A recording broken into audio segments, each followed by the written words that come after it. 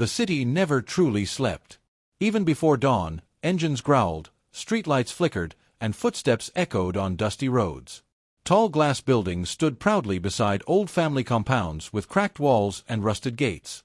Traders called out prices, buses hissed and stopped, and radios played songs both old and new. Yet beneath all this movement, something else traveled faster than sound. Gossip, judgment, tradition. In this city, news did not need legs to walk. It moved through mouths and eyes, settling quietly in hearts that still obeyed ancient rules. Progress lived here, yes, but belief was older, deeper, and harder to move. Every morning, Abeni stepped into this restless city with calm grace. She woke before the sun, swept her small veranda, and tied her headscarf neatly before leaving for work. Her back was always straight, her steps measured. She greeted neighbors politely, even when they replied with weak smiles or turned their faces away. At work, she focused on her duties, her hands steady, her words few. People often said she was too quiet, but Abeni knew silence could be a shield. She listened more than she spoke, watched more than she reacted. Inside her lived a strength shaped by patience, like a river that flows quietly but never dries. She had married into a family whose name opened doors and commanded respect. The day she entered that house as a bride, elders had prayed loudly and praised her fortune. "You are blessed," they told her. "This family carries history." But with that history came weight. Every greeting reminded her she was now a branch of a powerful tree, expected to bear fruit quickly. At first, the smiles were warm. Later, they grew tight. The honor of the family slowly became a burden she carried alone. In this place, a woman's value was often counted by the sound of children running at her feet. A womb was spoken of like land. It must be fertile, or it was judged useless. Elders said children kept names alive. Mothers whispered that a childless woman had offended fate. No one asked about pain or effort. They only asked, why? And when answers did not come, blame filled the silence. Abeni felt it everywhere. At gatherings, conversations dropped when she approached. Women leaned toward one another, voices lowered like secrets. Mothers pulled their children closer when she passed, as if childlessness could spread through touch. No one insulted her openly. That would be too honest. Instead, rejection came wrapped in politeness. Smiles hid sharp edges. In that city, cruelty did not shout. It whispered, and everyone listened. The elders sat beneath the old mango tree in the compound, their walking sticks resting across their laps. Their faces were calm, carved with age and experience. When matters of family were discussed, everyone waited for their voices. Yet on this day, no voice rose. They listened, nodded, and looked away. No one defended Abeni. No one asked questions. Their silence fell heavy, like a closed door. In this land, elders did not always need words to judge. Silence was their strongest verdict, and it told Abeni that she stood alone. Cunnel felt that silence more than anyone. In public, he was still the good husband, greeting neighbors with respect, shaking hands with elders, and speaking carefully. But at home, his shoulders bent under a weight he could not drop. He stayed out later than before and spoke less when he returned. At night, he lay with his back turned, his thoughts restless. Once, Abeni asked softly, "Have I wronged you?" Cunnel did not answer. He stared at the ceiling and whispered, "My people are watching." Love pulled him one way, tradition another, and each day he stepped further from his wife without moving his feet. His mother did not hide her thoughts. She sat tall in the family house, her voice sharp and sure. "A woman's crown is her womb," she often said. "Without children, respect has no root." She spoke not from cruelty alone, but from what she had been taught all her life. To her, tradition was law, and she enforced it with pride. When she looked at Abeni, her eyes carried disappointment, as if the young woman had failed a sacred duty. Outside the home, the city played its part. Women gathered after church, hands folded, voices low. "We should pray for her," one would say, shaking her head.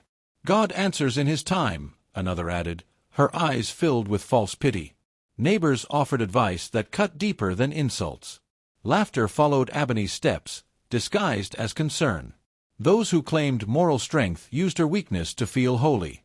At festivals and naming ceremonies, Drums beat and names were called. Gifts were shared. Blessings were spoken. Abeni stood at the edges, her hands empty, her name forgotten. No one pushed her away. She was simply not invited forward. In that quiet neglect, her place in the community faded. Soon, older women began pointing her out to younger wives. "Be careful," they warned. "A home without children is not secure." Abeni became a lesson, a story told to scare others into obedience. Each word stripped another piece of her dignity. That night, she sat alone in her room, the lamp burning low. The city's noise faded into the distance. She held her knees and asked the darkness questions no one would answer. If silence means guilt, then who will speak for truth?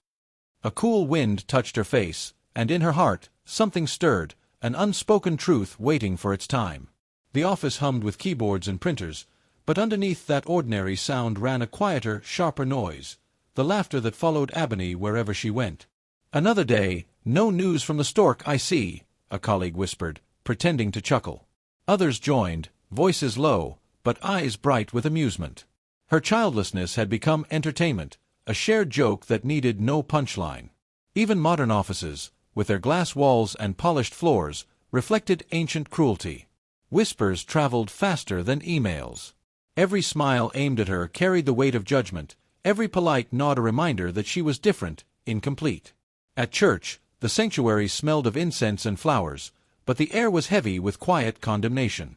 Women in their Sunday best folded their hands and prayed loudly, "May the Lord bless barren women with children."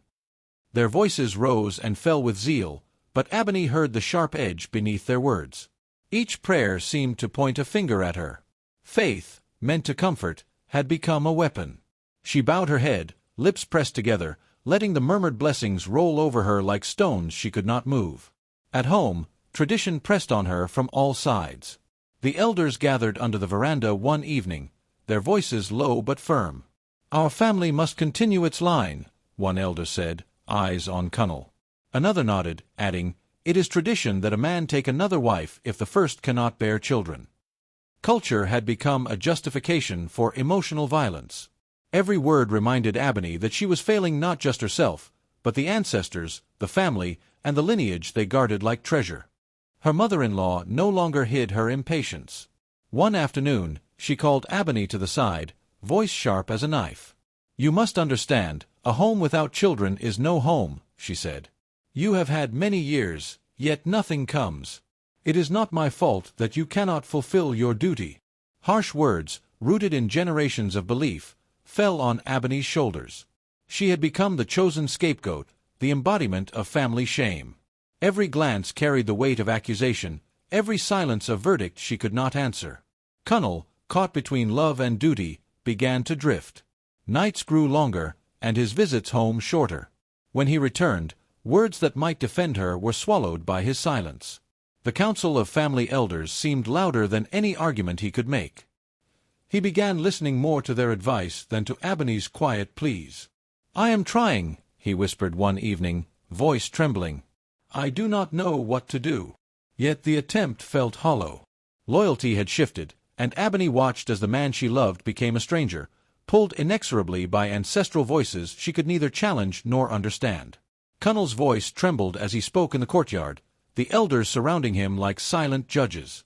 "My family, my people, they say it is necessary," he said, his words faltering.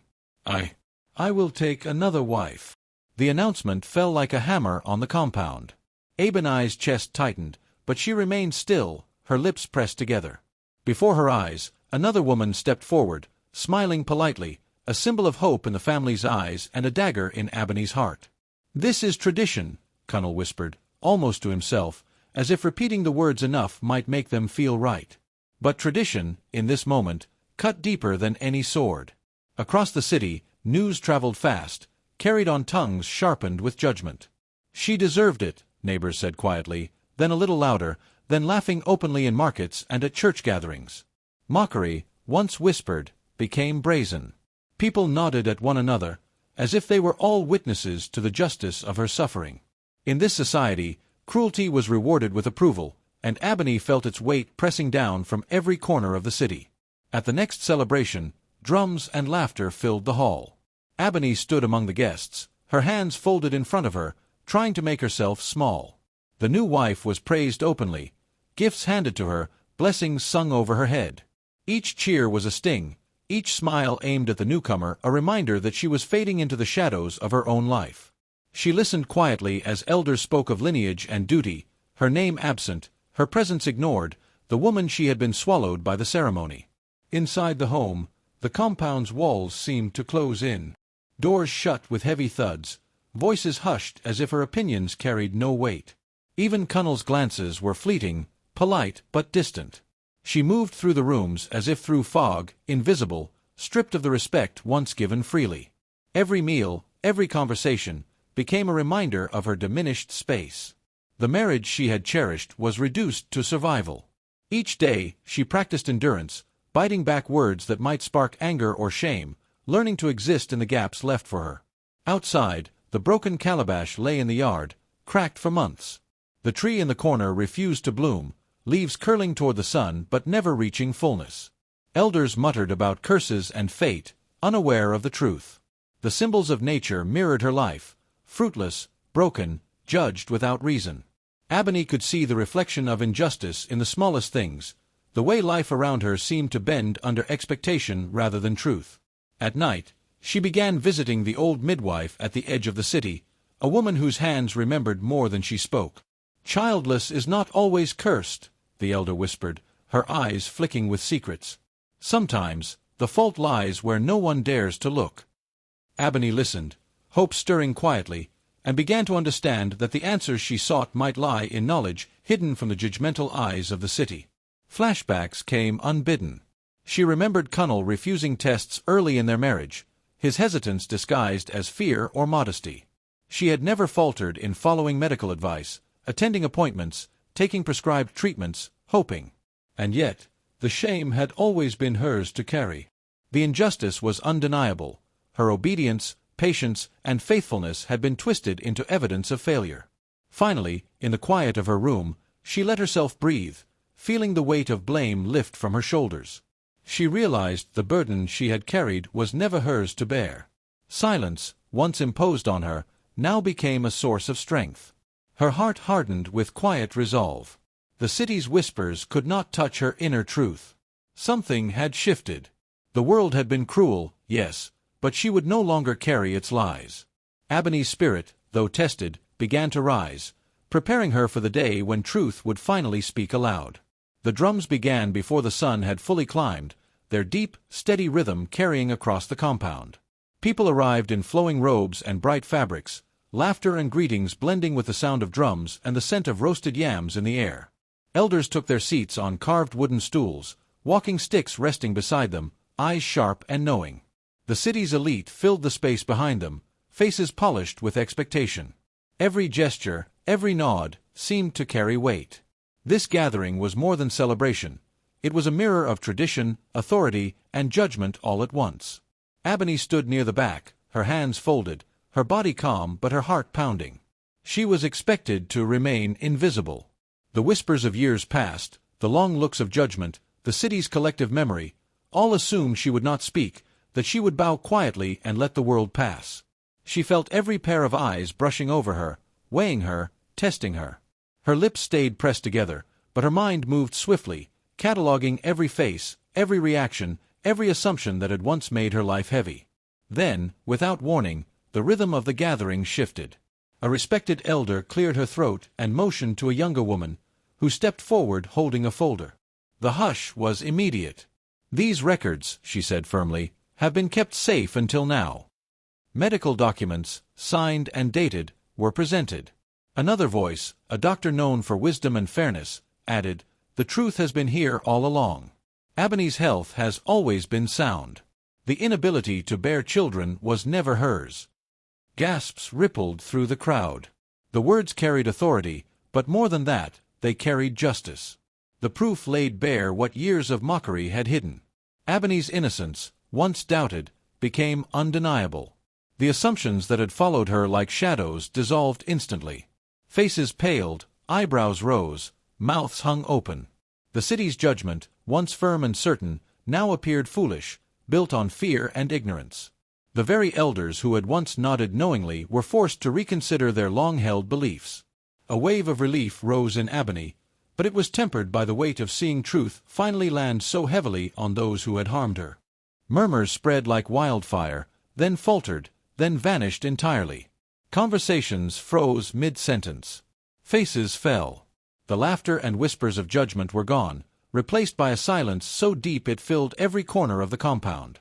Even the drums seemed to pause, as if nature itself had recognized the magnitude of the moment. In that heavy, unforgiving silence, Abeni felt a strange peace. The city had watched, the elders had seen, and the truth, long hidden, now spoke louder than any voice ever could. Cunnel stood frozen, the weight of the elders' gaze heavier than any burden he had ever known. The same elders whose nods had once excused his silence now looked at him without patience, their eyes sharp and unflinching. His throat tightened. He opened his mouth, but no words came.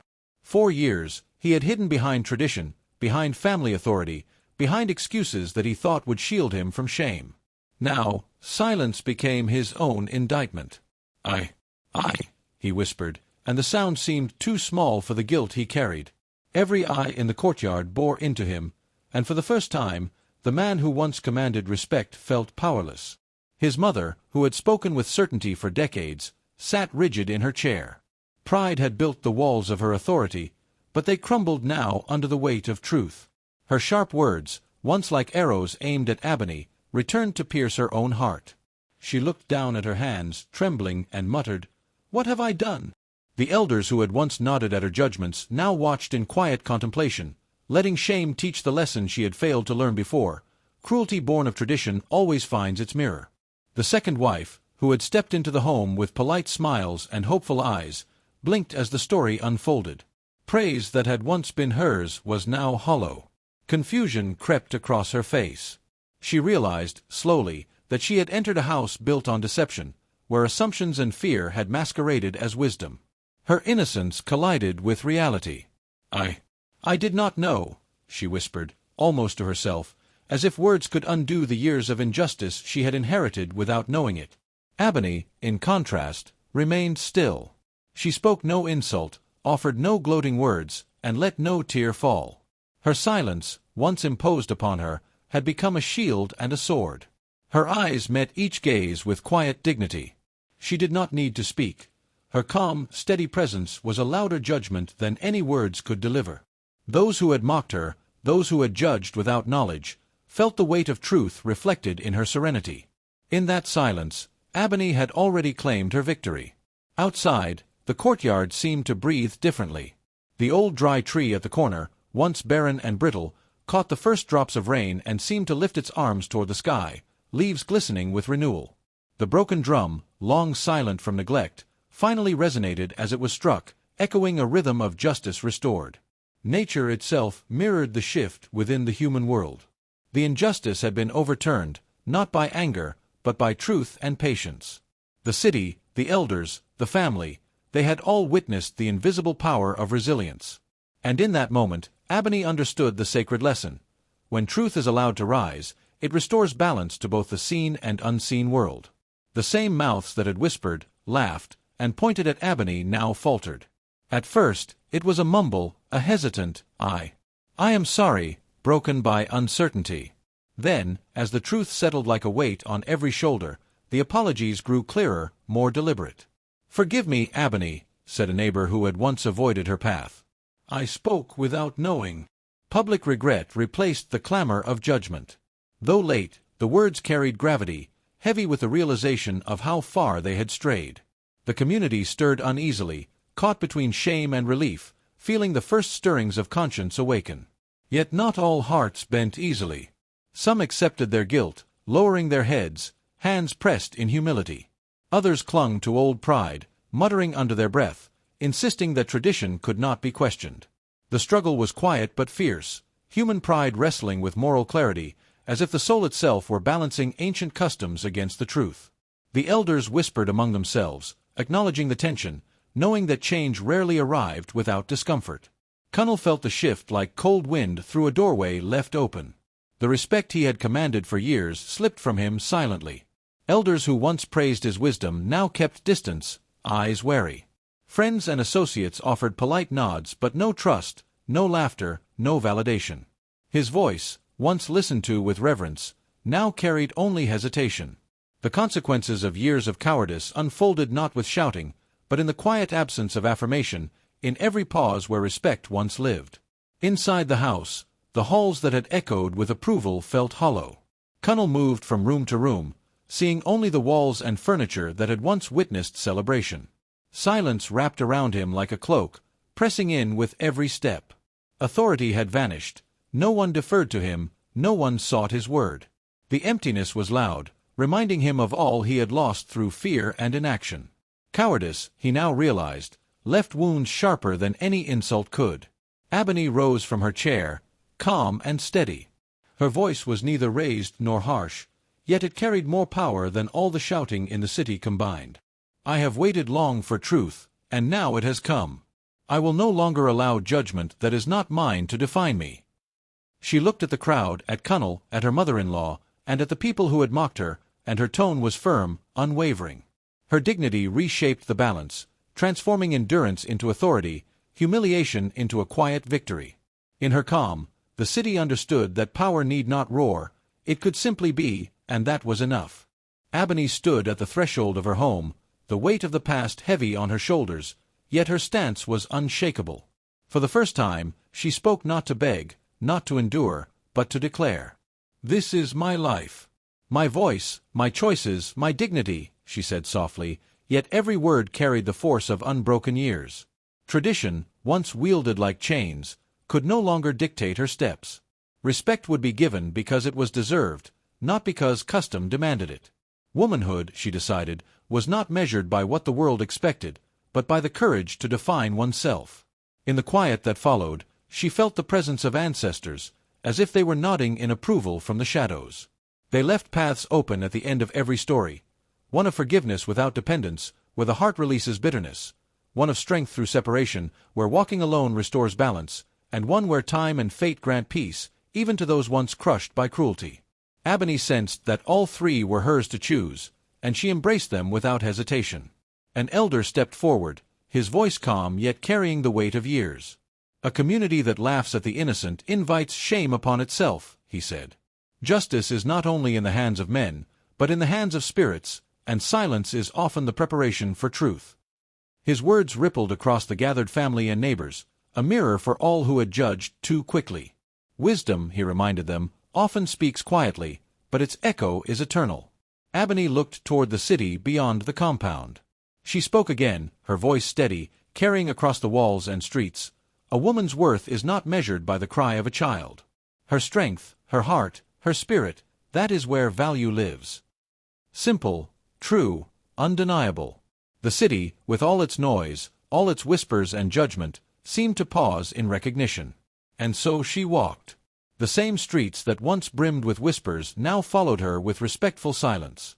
Heads bowed slightly, smiles softened, and the weight of mockery had vanished. The journey that had begun in shadows, in whispers, in shame, now completed its circle. Abeni's steps echoed with quiet triumph, her life reclaimed, her dignity unbroken, and her story, a tale of resilience, truth, and justice, forever woven into the heart of the city.